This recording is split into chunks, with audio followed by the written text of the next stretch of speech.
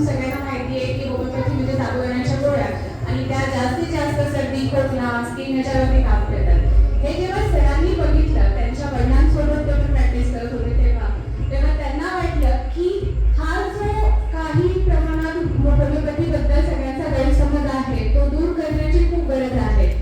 आणि जेव्हा सरांनी ॲलोपॅथिक हॉस्पिटलमध्ये जाऊन शिकले तेव्हा त्यांना वाटलं की होमिओपॅथीमध्ये पण असं एखादं हॉस्पिटल असू शकतं आणि आपण त्याच्यावरती प्रयत्न करू शकतो।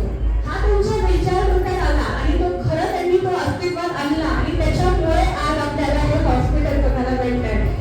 आणि मला खरंच खूप प्राऊड फील होतं की फक्त कॅन्सर नाही, हार्ट नाही, किडनी नाही, सगळ्या प्रकारचे आजार आपण बिना स्टिरॉइड, बिना पेन किलर, बिना किमोथेरपी आणि बिना सर्जरी बरे करू शकतो।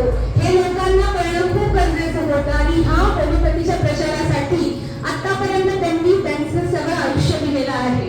आणि तुम्ही अजूनही बघता की ह्या वयात ते एवढे काम करतात, तर तरुणपणी त्यांनी किती काम केलं असेल। अशीच पुढची पिढी घडवण्यासाठी पण त्यांचा विचार आहे। म्हणून सरांनी होमिओपॅथीचं हे इन्स्टिट्यूशन पण उघडलंय ज्याच्यामध्ये की असे नवीन होमिओपॅथन तयार व्हायला पाहिजे आणि त्यांनी सुद्धा त्यांचं स्वतःचं असं हॉस्पिटल काढायला पाहिजे ही त्यांची इच्छा आहे। आणि सगळ्या लोकांना हे कळणं खूप गरजेचं आहे की तुम्ही बिना ऑपरेशन बरे होऊ शकता। फक्त थोडीशी गरज असते की 8 दिवस हॉस्पिटलमध्ये येऊन आराम करण्याची, कारण जेव्हा तुम्ही आराम करता तेव्हा तेच औषध फास्ट काम करून तुम्हाला या आजारातून लवकर बाहेर काढू शकतं।